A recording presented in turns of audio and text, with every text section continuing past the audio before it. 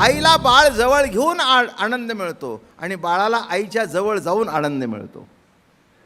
दोघालाही एकमेकाचा परस्पर आनंद मिळतो. म्हणून आमचे दादा महाराज फार सुंदर म्हणायचे, अतिशय सुंदर, अतिशय सुंदर. बघा, तुम्हाला ऐकल्यावर कौतुक वाटेल, ऐकलंय मागे तुम्ही. पाजण्याकरता जी झुरत असते ती आई आणि पिण्याकरता जी रडत असतं ते मूल. एक पिऊन तृप्त होतं आणि एक पाजून तृप्त होते. पिऊन तृप्त होतं ते बाळ आणि पाजून तृप्त होते ती आई. अवस्था तृप्तीचीच ना. एकाला एकाशिवाय जगता येत नाही. माझं बोलणं कळलं का? दूध साठलं जर बाळ पिलं नाही तर तिला ताप येतो, दुखणं येतं तिला. याचा अर्थ असा आहे की एकरूपता पिल्याशिवाय आनंद नाही. तसं देवाला भक्त प्रतिती भोगल्याशिवाय आनंद नाही आणि भक्ताला देवाची प्रतिती भोगल्याशिवाय आनंद नाही. बाळाला पिल्याशिवाय समाधान नाही आणि आईला पाजल्याशिवाय समाधान नाही. ही दोन्हीचे पिणं आणि पाजणं एकरूपता, नामेच देवभक्तांची एकरूपता. इथे पिणं जसं आहे तसं पाजणंही आहे आणि दोन्ही तृप्त आहेत. बरं का? मूल पिल्यानंतर तोंड बाजूला काढतं आणि मग ती तोंड बिन पुसते. हां, माझा बाबा तृप्त झाला, हां माझा बाबा तृप्त झाला. अहो, त्रितृप्त होते. तसं इथे जीव जो निर्माण झाला, तो देवाने जीव निर्माण केला नाही, ते त्याचंच रूप आहे. म्हणून या ठिकाणी आता हे काही आळूमाळू भान ते आपुले स्वात्माैक्य ज्ञान, त्या ज्ञानी निपटून ज्ञेय भाग नाही. त्याला ज्ञेय म्हणजे परिच्छिन्न बघण्याची वस्तू शिल्लकच राहत नाही. ते ज्ञान ज्ञानावीण केवळ दृंग मात्र दृष्टेपण तयाचे अनुभव जाणतेचे झाले. आता अनुभव तोच झाला. दृश्यद्रष्टा नाही, ज्ञेय नाही. जेवी मृगभांजन जे काही सूर्याती दुसरे नाही, ते विश्वे सिपाई एकांतू झाला. आता जसं ते जळ दिसतं, हां दिसतं की नाही, उन्हाळ्यामध्ये जळ्या येतात, मृगजळ. पण प्रत्यक्षात हे ते सूर्यामुळे होतं. पण सूर्याच्या ठिकाणी जळ आहे का? काही संबंध आहे का? ती लीला आहे, सहज घडते.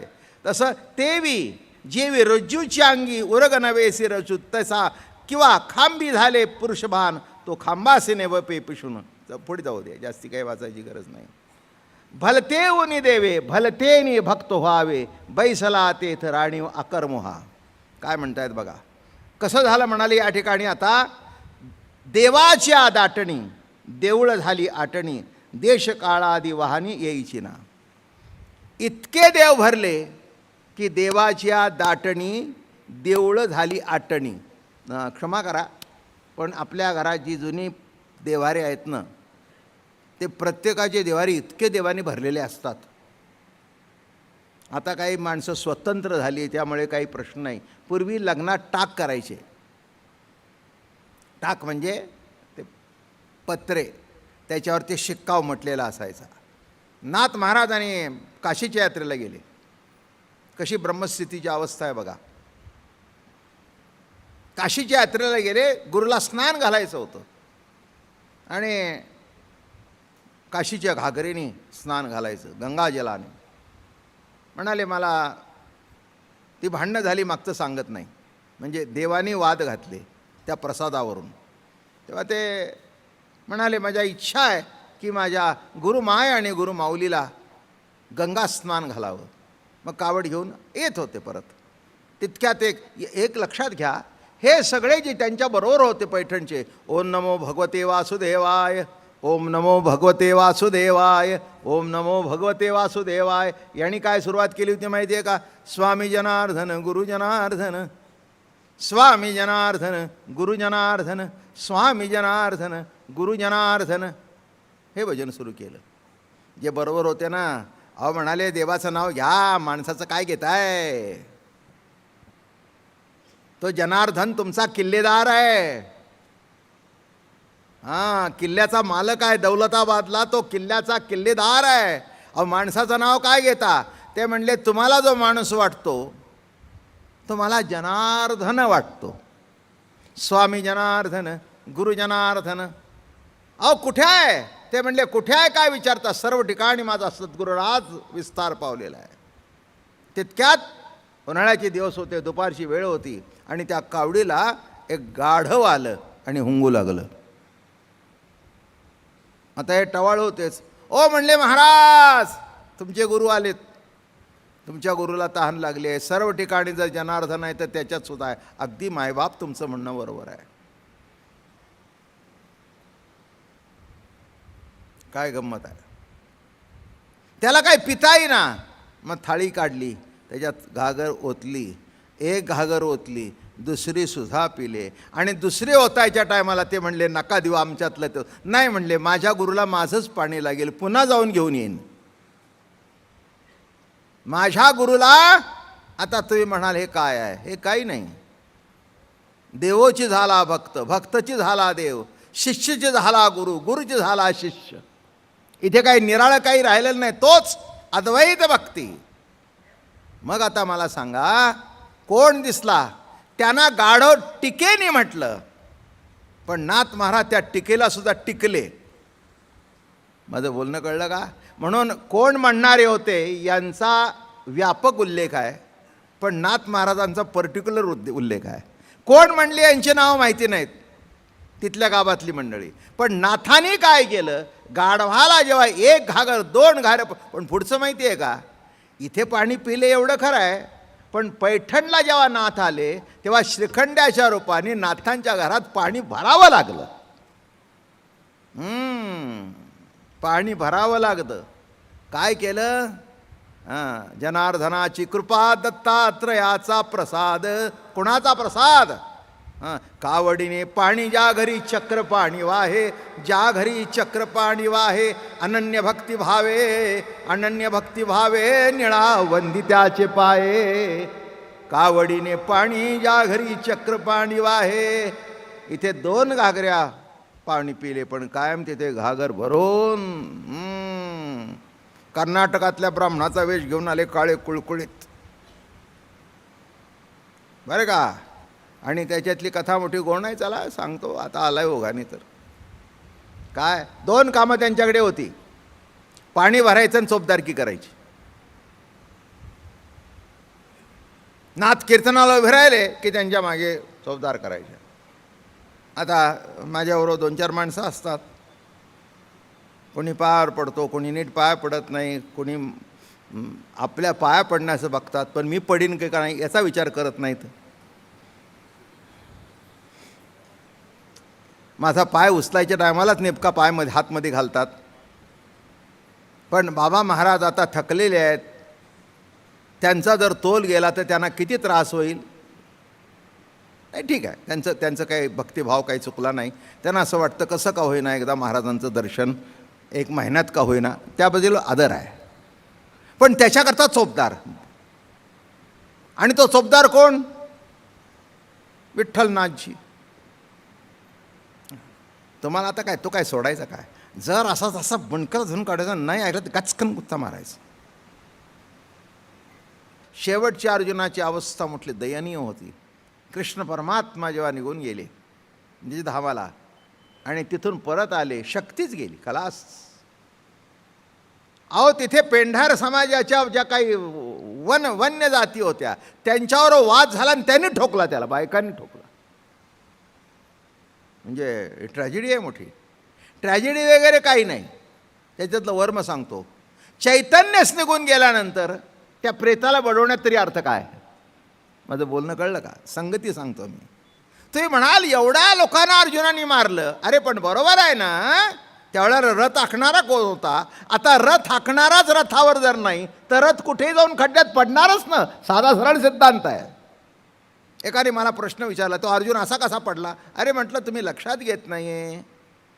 एखादा जरी माणूस असेल, त्याने अगदी 100 कुस्त्या जिंकल्या असतील, पण त्याच्या मड्याशी जर कुस्ती करायला गेला तर ती करेल का?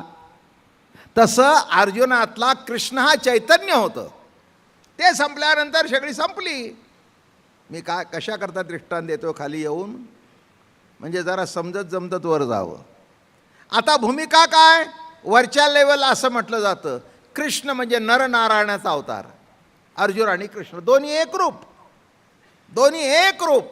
इथे म्हणतायत तुका म्हणे प्रभू देश विदेशे भरिया खाली न लेणे.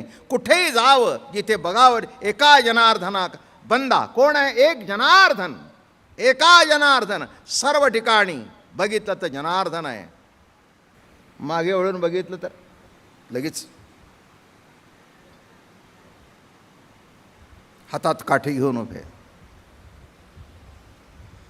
हात म्हणले हे आता अवघड झालं, हे आता अवघड झालं. कशी गंमत आहे बघा. ब्रह्मस्थिती काय आहे, जीवनमुक्त अवस्था काय आहे, भक्त आणि देवाचा संबंध किती जवळचा आहे तो बघा. अहो चोपदार होणं काही साधी गोष्ट आहे का? घरी गेल्याबरोबर चोपदारांनी नमस्कार करायचा. म्हणले देवा काय केलं हे? नाही काय म्हणले ते मला आवरलं नाही. तर मी विठ्ठल विठ्ठल म्हणू लागला. सगळे म्हणाला आता मी तरी काय करू, तुम्ही मला हाक मारल्यानंतर मी काही येणार नाही का? बघा म्हणाले आम्हाला काही जास्ती सांगता येत नाही तुम्हाला, पण असं जर तुम्ही केलं तर माणसं कीर्तनाला कुणी येणार नाहीत. ते म्हणतील आम्हाला देव भेटला, आता कीर्तनाला जाण्याची गरज नाही, सगळी कीर्तनं बंद होतील, तेव्हा हे तुमचं बंद करा. नाही नाही म्हणले उद्यापासून असं होणार नाही. अहो दुसऱ्या दिवशी विठ्ठल विठ्ठल सुरू झालं, पुन्हा तेच नाटक. आता ते म्हणले असं होणार नाही. म्हणले तुमची सवय मोडत नाही ती. आणि हळूच दत्तात्रयाची गाठ पडली. ओ दत्त महाराज. ते म्हणले काय माय बाप्पा, देवाती देव आहात तुम्ही. काय नाही म्हणले. त्याने डोळे झाकले की तुम्ही मागे सरायचं आणि आम्ही पुढे सरायचो. आता ह्यांचं कोण ऐकणार नाही. आलं का लक्षात? दत्त मागे झाले, हे पुढे. पुन्हा कीर्तनात शेवटी म्हणले काय करू, जरी देवने उनी घातला दुरी. नाथांना ते सहन करावं लागलं. कारण शेवटी ते म्हणाले काय माहिती आहे का, अरे नाथा तून मी निराळा कुठे आहे, आता तू कसं काय म्हणतोस मी होऊ नको म्हणून. भक्त देव देवतार्चन. भक्त मी निर्गुणत्वे ब्रह्मपूर्ण, पण साधू चालते बोलते ब्रह्मदान. तयासी रिघालिया शरण जन्म मरणवादिना. केल्या प्रतिमा निज कल्पना अतिउत्तम, पण संत हे प्रत्यक्ष पुरुषोत्तम. अरे भक्त आणि देव हे दोघे एकरूपत आहेत. कशा करता? सहज गोष्ट, एक अलौकिक गोष्ट आहे, माहिती असावी म्हणून सांगितलं. कशी एकरूपता आहे? कशी एकरूपता आहे? देव भक्ताच्या जवळ आनंद मिळतो म्हणून येतो, आणि भक्ताला त्याच्या नावात आनंद मिळतो. बरं का? अहो कावडीने पाणी, असं घागर घेऊन पाणी आलं आणि कोणी नाथाबद्दल बोललं की नाही, अहो कार कळलं का काय झालं, कोण आलं होतं, अरे सगळे पडाय तो शिरखंड मारील. कीर्तनामध्ये काम काय नाही, तेवढ्या करता आला होता तो. चोपदारहून मागे उभं राहायचं. तुम्ही पैठणला जाऊन बघा, एक द्वार आहे, दत्तात्रय तिथे उभे राहायचे. बरं का? नाथ संप्रदायाची सुरुवात दत्त संप्रदायापासून झालेली आहे. जनार्दनाची कृपा, दत्तात्रयाचा प्रसाद, भागवती टीका. बरं का? मग हे सुद्धा कीर्तन ऐकायला, तेही चोपदार, हेही चोपदार, आणि असे उभे राहिले कीर्तनाला मागे. आणि काय तुम्हाला सांगू, नाथाने भजन सुरू केलं, विठ्ठल विठ्ठल विठ्ठल विठ्ठल विठ्ठल विठ्ठल विठ्ठल विठ्ठल. सगळी माणसं म्हणू लागली विठ्ठल विठ्ठल विठ्ठल विठ्ठल विठ्ठल विठ्ठल विठ्ठल. अहो विठ्ठल विठ्ठल म्हटल्याबरोबर सगळे डोळे झाकून विठ्ठल म्हणत होते, आणि तितक्यात हा विसरला की मी चोपदार आहे, आणि असा एकदम प्रकट झाला.